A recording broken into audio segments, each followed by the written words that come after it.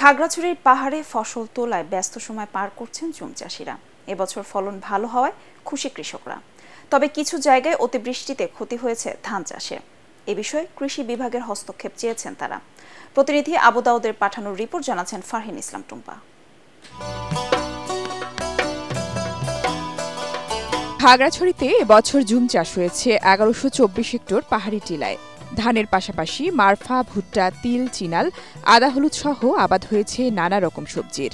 April ও মে মাসে আবাদ শুরু হলেও পর্যায়ক্রমে বিভিন্ন ফলন সংগ্রহ করা হয়। এখন চলছে ধান কাটার মৌসুম। আমি বছরে বছরে জুম করে মিষ্টি কুমড়া পাই, লাউ পাই, মামরা পাই, তারপরে শসা পাই, সবগুলা জিনিসপত্র পাই। আগের বছর থেকে এবছরে কিছু উন্নত হয়েছে আমাদের। অনেক হলুদ হোক, তারপরে ওই যে তিল হোক, তারপরে মারফা, অনেক শাকসবজি অনেক আগের চেয়ে অনেক একটু ভালো হয়েছে এবছরে। তবে অতিবৃষ্টির কারণে ধান গাছে পোকার আক্রমণ চিন্তায় ফেলেছে জুম চাষিদের। ওয়ালটন এসিতে ইনস্টলেশন একদম ফ্রি। কৃষি বিভাগের তদারকির অভাবকে দায়ী করছেন তারা। আমি এবছরে জুম চাষ করছি, আর সবার ধান ভালো হচ্ছে, আমার ধান ভালো হচ্ছে না, আমার ধান পোকা ধরছে।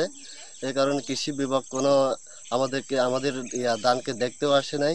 এ অবস্থা থেকে পরিত্রাণে জুম চাষিদের উন্নত মানের ব্রি ধান চাষের পরামর্শ দিচ্ছে স্থানীয় কৃষি বিভাগ। আমাদের কৃষক ভাইয়েরা স্থানীয় জাতের আবাদ করে থাকে, আমরা এর পরিবর্তে তাদেরকে ব্রি উদ্ভাবিত ৬৬, ৭১ এবং ৮৩ যে জাতগুলো উচ্চ ফলনশীল জাতের, সেগুলো চাষাবাদের ব্যাপারে তাদেরকে উৎসাহিত করছি। পাহাড়ি জনগোষ্ঠীর সারা বছরের খাদ্য নিরাপত্তা নিশ্চিতে বিকল্প চাষাবাদে কৃষি বিভাগের সহায়তার আশা সংশ্লিষ্টদের। Bureau report, ATN Bangla.